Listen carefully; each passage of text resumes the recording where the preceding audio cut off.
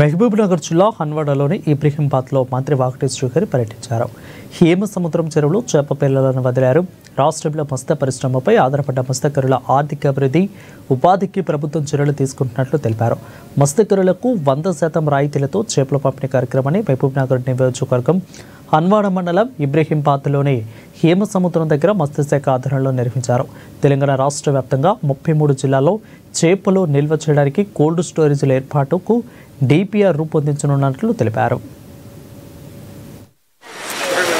మా ప్రభుత్వానికి అండగా మత్స్యకారులు, ముదిరాజు బిడ్డలు, మిగతా బీసీ కులాలందరూ కూడా ఈ రోజు వెనుగొన్నుగా నిలవాల్సిన సమయం వచ్చింది. రాబోయే రోజుల్లో మీకు కావాల్సిన అన్ని ఏర్పాట్లు కూడా మా దృష్టికి తీసుకురండి. నేను గౌరవ మంత్రి గారి దృష్టికి తీసుకుపోతా.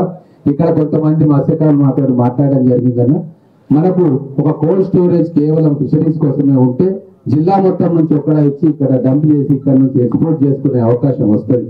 కాబట్టి ఒక కోల్డ్ స్టోరేజ్ మా మత్స్యకారుల కోసం వీళ్ళందరూ కూడా చేపలు బట్టి తీసుకోకపోతే దాని డ్యూరేషన్ టైం చాలా తక్కువ ఉంటుంది. వెంబడే హైదరాబాద్కు ఎవరికో ఇవ్వాల్సి వస్తుంది, లేదా ట్రేడర్స్ వచ్చి తక్కువ ధరకు దాన్ని తీసుకుపోతారు. ఒక కోల్డ్ స్టోరేజ్ ఉంటే 2-3 రోజులు నిల్వ చేసుకొని బాంబే నుంచో ఇంకొక నుంచో పెద్ద ఆర్డర్స్ వచ్చేదాకా వెయిట్ చేసే సదుపాయం వాళ్ళకి కల్పించాలని కోరుకుంటూ సమయం ఒక లేదు కాబట్టి మధ్యలో మేత మీద చేప ఎప్పుడు పైకి కిందికి రాదు, బురదలో మేత మీద చేప ఎప్పుడు పైకి మధ్యకి పోదు. కాబట్టి ఇవి ఏ పర్సంటేజ్ లో మేత వేస్తాయని లెక్కగట్టి అప్పర్ లేని 42 గా మిగతా 2 లేని 26 గా మేము లెక్కగట్టి ఆ ప్రపోర్షనేట్లనే ఈ రోజు చేపలకి టెండర్లు పిలిచి దాని ప్రకారంగా చెరువుల్లో వేస్తున్నాం అన్నమాట.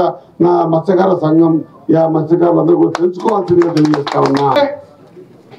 ఇంత బడ్జెట్ ఆంధ్రప్రదేశ్ తో కలిసి ఉన్నప్పుడు కానీ, తెలంగాణ ఏర్పడ్డాక కానీ మొదటిసారి ఈసారి 94 కోట్ల విలువైన చేపల్ని మనం సైజు చేపల్ని వదులుతా ఉన్నాం 26,000 చెరువులల్లా.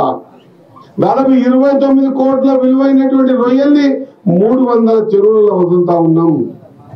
ఇదంతా కూడా ఎందుకు చేస్తా ఉన్నామంటే దీనికి పరోక్షంగా మత్స్యకార కుటుంబాలు 5 లక్షల కుటుంబాలకు మనం ఉద్యోగం ఇచ్చిన వాళ్ళం అవుతాం.